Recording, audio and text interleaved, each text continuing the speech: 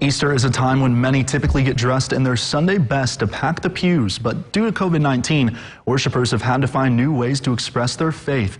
Eyewitness News' Branson Leet has more on how some churches in the tri-state provided an alternative experience this morning. It looked like there wouldn't be any in-person church services this Easter Sunday due to the increase in social distancing guidelines. However, multiple drive-in services were held in the tri-state.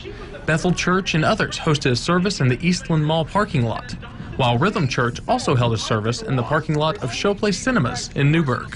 Yeah, that went amazing. Went better than we thought and expected. The crowd was able to get into it with using their vehicle as horns and stuff, so it was just amazing. The weather held off, and everything just worked out.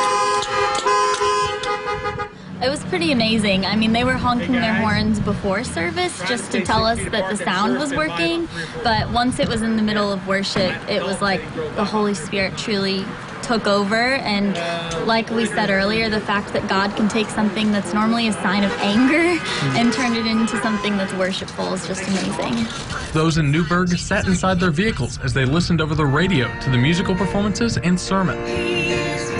In Evansville, people were parked every other space to increase social distancing. Yeah, I think just the biggest thing, people came here for hope. And I think in a place of despair and crisis, people needed hope, and I think it's evident by the turnout we had today. Yeah, so just try to give them a hopeful message, and that was what the message of Easter is.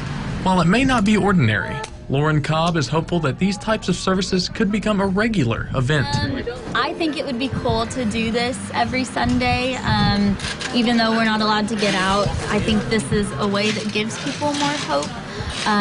Especially just in the isolation right now, it helps us to pull our focus and to truly get some fellowship even though we're still in our cars.